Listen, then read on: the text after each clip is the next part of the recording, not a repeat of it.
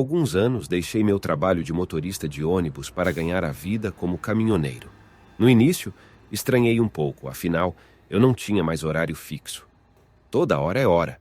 Rodo diversas estradas, conheço lugares novos. Ou seja, no geral, é um bom emprego. O único problema é a saudade que sinto da minha família. Vejo minha esposa e filhos apenas 5 vezes ao mês. Sempre que me despeço, vejo os olhos lacrimejantes das crianças. Isso parte meu coração, mas preciso trabalhar.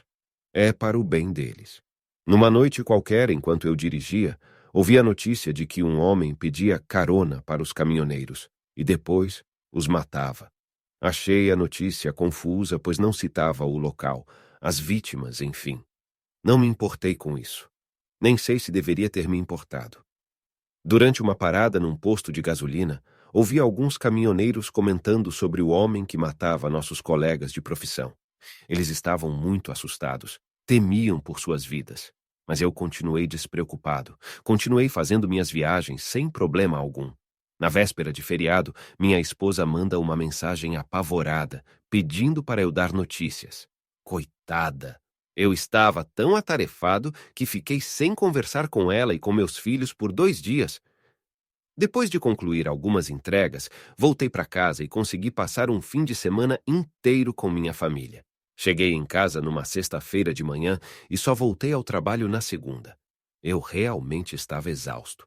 Antes de pegar a estrada novamente, minha esposa me abraçou forte e pediu para que eu tivesse cuidado. Aquele abraço foi o mais quente que recebi em anos.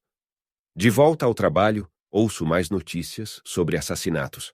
Mas as vítimas não são apenas caminhoneiros, mas qualquer pessoa que estivesse andando sozinha nas rodovias. Algumas testemunhas disseram que o assassino dirigia um caminhão. Ao saber disso, minha displicência com o caso se transformou em preocupação, pois se o assassino dirigia um caminhão, eu podia conhecê-lo. Numa das paradas rotineiras, notei que havia manchas de sangue na porta do meu caminhão. Fiquei assustado, apavorado. E se fosse um aviso? Mostrei aquilo a um amigo. Ele também se assustou. No outro dia não tive mais contato com ele e não nos falamos desde então. Conversando com minha esposa sobre os assassinatos, ela pediu para que eu ficasse calmo e que, se desconfiasse de algo, eu deveria chamar a polícia. Tempo depois, ela caiu em lágrimas ao contar que um dos meus colegas havia sido brutalmente assassinado. Minha esposa sempre foi muito bondosa e preocupada com as pessoas ao seu redor, mas não entendia o motivo das lágrimas. Afinal, ele era meu colega, e não colega dela.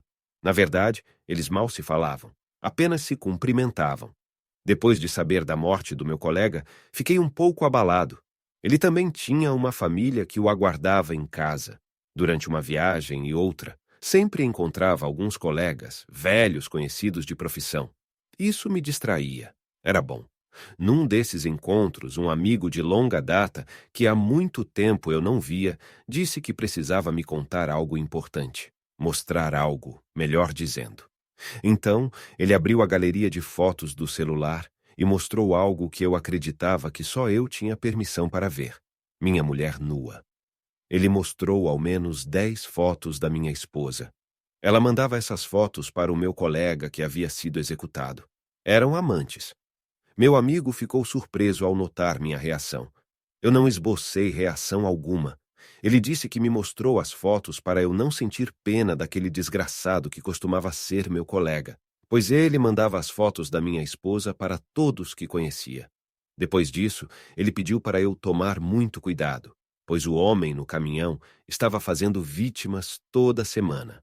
Achei engraçado o nome que inventaram para o assassino. Enfim, mais algumas viagens concluídas e eu já poderia voltar para casa. Mas preferi adiar um pouco meu retorno. Eu não estava preparado para ver o rosto da minha esposa. Talvez eu não tenha mencionado, mas sempre ando com uma arma de fogo e algumas facas na boleia do caminhão. No começo era por precaução, mas depois que usei pela primeira vez, passei a usar por diversão. Tantas pessoas com medo do assassino nas rodovias, meus filhos sempre preocupados, temendo pela minha vida. A desgraçada da minha esposa chora a morte do amante todos os dias e teme que eu possa ser a próxima vítima. Eu não tenho por que temer.